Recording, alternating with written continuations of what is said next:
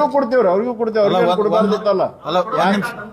ಅಲ್ಲ ಒಂದ್ ನಿಮಿಷ, ಈಗ ನೀವ್ ಹೇಳಲ್ಲ ಜಯಶೀಲ್ ಶೆಟ್ಟಿ ವಿಚಾರ ಇನ್ನೊಂದ್ ಸ್ವಲ್ಪ ಕ್ಲಿಯರ್ ಆಗಿ ಹೇಳ್ತೀನಿ ನಿಮ್ಗೆ. ಅಂದ್ರೆ ಅವ್ರು 12 ಎಕರೆ ಜಮೀನು ಕೊಟ್ಟಿಲ್ಲ, 4 ಎಕರೆ ಜಮೀನು ಕೊಟ್ಟಿದಾರು. ಅಂದ್ರೆ ಕಮರ್ಷಿಯಲ್ ಲ್ಯಾಂಡು, ಎನ್ ಎ ಆಗಿದ್ದ ಲ್ಯಾಂಡು, ಅದ್ರ ವ್ಯಾಲ್ಯೂಯೇಷನ್ 100 ಕೋಟಿ ಐತ್ರಿ. ಬೆಳಗಾವದಾಗ ಐತಿ, ನಿಮಗೆ ಹೋಗಿ ನೋಡ್ಬೋದ್ರ. ಹೇಳ್ತು ಜಗಾರೆ ಎಷ್ಟು ಅಪಪ್ರಚಾರ ಮಾಡತ್ತಾರ ಅಂದ್ರೆ 12 ಎಕರೆ ಅಂದ್ರೆ ಅಗ್ರಿಕಲ್ಚರ್ ಜಮೀನು ಕೊಟ್ಟಿದ್ದಾರೆ ಅಂತ. ಮಂದಿಗೆ ಮಿಸ್ಗೈಡ್ ಹೆಂಗಾಗತ್ತೈತೆ ಅಂದ್ರೆ, ಜಯಶೀಲ್ ಶೆಟ್ರಿಗೆ ಅವ್ರು ಲೋನ್ ತಗೊಂಡು 8 ತಿಂಗಳಲ್ಲಿ ನಮ್ಮ ಬ್ಯಾಂಕಿಗೆ 8 ಕೋಟಿ ಬಡ್ಡಿ ಕಟ್ಟಿರವ್ರು. ಅವ್ರು ನಮ್ಮ ಕಡೆ ಬಂದ್ ಹೇರವ್ರು. ಅವ್ರು ಗೌರ್ಮೆಂಟ್ ಆಫ್ ಕರ್ನಾಟಕದಾಗ ಇರಿಗೇಷನ್ದಲ್ಲಿ 700 ಕೋಟಿ ಬಿಲ್ ಪೆಂಡಿಂಗ್ ಐತಿ ಬರೋದ್ರಿ. ಅವ್ರು ಹೇಳು ಫಸ್ಟ್ ಆ ಬಿಲ್ ಬಂದ ನಂತರ ಕೈ ಮುಗಿದು ನಿಮ್ಮ DCC ಬ್ಯಾಂಕ್ ರೊಕ್ಕ ಕೊಟ್ಟಿದ್ದಾನೆ. ಇಡೀ ಕರ್ನಾಟಕ ತುಂಬ ನಮ್ಮ ಅಪಪ್ರಚಾರ ಆಗಿ ಎಲ್ಲರೂ ಕೇಳತ್ತಾರ. ಯಾಕಂದ್ರೆ ನಾನು 8 ಕೋಟಿ ಬಡ್ಡಿನೂ ಕಟ್ಟಿನಿ ನಿಮ್ಮ DCC ಬ್ಯಾಂಕ್ ರೆಗ್ಯುಲರ್ ಆಗಿ. ಸಾಲ ತೊಗೊಂಡು ನಾನು ನ್ಯಾಷನಲೈಸ್ ಬ್ಯಾಂಕ್ ಹೋಗಿರಿ 8.5% ಸಿಗ್ತಿತ್ತು. ಏನೋ ಇಲ್ಲಿ DCC ಬ್ಯಾಂಕ್ ತೊಗೊಂಡು ಅವ್ರ ಆ ಲೋನ್ ತೊಗೊಂಡು ಗೌರ್ಮೆಂಟ್ ಅಮೌಂಟ್ ಬಂದು 700 ಕೋಟಿ ಬೇಕಾದ್ರೆ ಇರಿಗೇಷನ್ದಾಗ ಐತ್ರಿ, MI ಮತ್ತು ಮೇಜರ್. ಅವ್ರು ಬಂದ್ ಕೂಡಲೇ ದುಡ್ಡು ಕಟ್ತಂದಾರ. 4 ಎಕರೆ 100 ಕೋಟಿ ವ್ಯಾಲ್ಯೂಯೇಷನ್ ಆಗ್ತೈತ್ರಿ. ಅಪಪ್ರಚಾರ ಅಂದ್ರೆ ಮಿತಿಮೀರಿ ಮಾಡತ್ತಾರ ರಮೇಶ್ ಕತ್ತಿ ಅವರು ಎಲ್ಲರೂ. ಅಲ್ಲಲ್ಲ, ಅವರು ನೋಡ್ರಿ 100 ಕೋಟಿ ಜಾಗಕ್ಕೆ ಅವ್ರು ಅಷ್ಟು ಅಮೌಂಟ್ ತಗೊಂಡಾರ. ಆಮೇಲೆ ಅವ್ರಿಗೆ ಹೇರವ್ರೆ ನಮಗೆ DCC ಬ್ಯಾಂಕ್ ಮುಂದೆ ನಿಮ್ಮ ಸಾವಾಸ ಬೇಡ ಅಂದಾರ ಅವ್ರು. ಯಾಕಂದ್ರೆ ಇಡೀ ಅವ್ರ ಮಂಗಳೂರು ಕುಂದಾಪುರ ಕಡೆ ಎಲ್ಲ ಟಿವಿಯಾಗ ಅವರೆಲ್ಲ ಬೀಗ್ರಿ ಕೇಳತ್ತಾರತ್ತ, ಏನು ಮಾಡಿದೀನಿ ಅಲ್ಲಿ ಎಲ್ಲ ಹಿಂಗೆ ಟಿವಿಯಾಗ ಬರತ್ತೈತೆ ಅಂತೇಳಿ. ಅದಕ್ಕೆ ಅವ್ರು ನಿಮ್ಮ ಫಸ್ಟ್ ಹೇರವ್ರು ಬಹುಶಃ ಮಾರ್ಚ್ ಎಂಡ್ ಒಳಗೆ ಎಲ್ಲ ದುಡ್ಡು ಕಟ್ಟಿಬಿಡ್ತಾರೆ ಅವ್ರು ಬೇಡ ನಾವು ಬೇರೆ ನ್ಯಾಷನಲ್ ಬ್ಯಾಂಕ್. ಅದಕ್ಕೆ ಕ್ಲಿಯರ್ ಇಲ್ಲ. 4 ಎಕರೆ ಅಗ್ರಿಕಲ್ಚರ್ 100 ಎಕರೆ ಲ್ಯಾಂಡ್ ಐತಿ, ಇಲ್ಲೇ ಬೆಳಗಾವ್ ಐತಿ. ನೀವು ಜಾಗ ಬೇಕಾದ್ರೆ ಹೇಳ್ತೀನಿ ರೀ.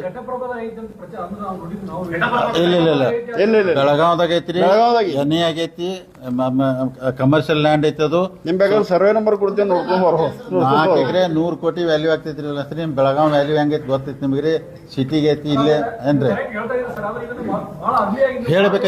ಈಗ ನೋಡ್ರಿ ಏನೇನು ಯಾರ್ಯಾರು ಮಾತಾಡ್ತಾರೆ ನೋಡ್ಲಿಲ್ಲ ಅಂದ್ರೆ ನಾವ್ ಯಾಕಂದ್ರೆ ಏನೋ ಬ್ಯಾಂಕಿಗೆ ಏನೋ ಪರಿಣಾಮ ಆಗಿಲ್ಲ ಏನೆಲ್ಲ. ಬ್ಯಾಂಕ್ ಒಳ್ಳೆ ದೃಷ್ಟಿಯಿಂದ ನಡೆದ, ಬ್ಯಾಂಕ್ ಒಳ್ಳೆ ದೃಷ್ಟಿಯಿಂದ ಡೆವಲಪ್ಮೆಂಟ್ ಆಗಿ. ಅಲ್ಲಲ್ಲ ಒಂದ್ ನಿಮಿಷ ನಾವು ಯಾಕೆ ಪ್ರೆಸ್ ಕಾನ್ಫರೆನ್ಸ್ ಮಾಡಿದಿಲ್ಲ? ಅವರೊಂದು ಹೇಳ್ದು ನಾವೊಂದು ಹೇಳ್ದು ಡಿಪಾಸಿಟ್ ಮ್ಯಾಗ ಇಫೆಕ್ಟ್ ಆಗಿ ಬ್ಯಾಂಕಿಗೆ ತೊಂದರೆ ಆಗ್ಬರತ್ತೇಳಿ ನಾವು ಸುಮ್ ಕೂತಿದ್ರಿ.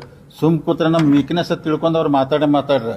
ಸೊ ಸುಮ್ಕುನೆ ಎಲ್ಲ ಲೀಗಲಿಂದ ಮಾಡಿದ್ರೆ ಅಣ್ಣಾ ಸಾಹೇಬ್ ಜೊಲ್ಲೆ ಅವ್ರ ಬ್ಯಾಂಕಿಂಗ್ ನಾಲೆಜ್ ಇಷ್ಟ ಐತಲ್ಲ, ನಾವು ಕೊಡಂದ್ರೂ ಕೊಡೋದಿಲ್ಲ. ಅವ್ರ ಲೀಗಲಿ ಚೆಕ್ ಮಾಡಿ ಎಲ್ಲ ಕೊಡ್ತಾರೋ.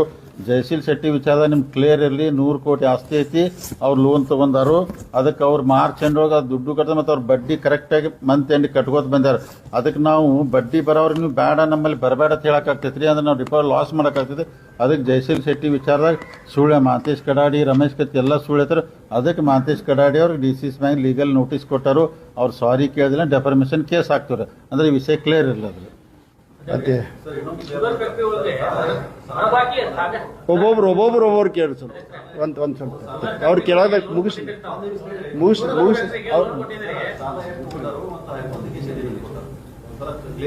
ಯಾವ್ದಂದ್ರೆ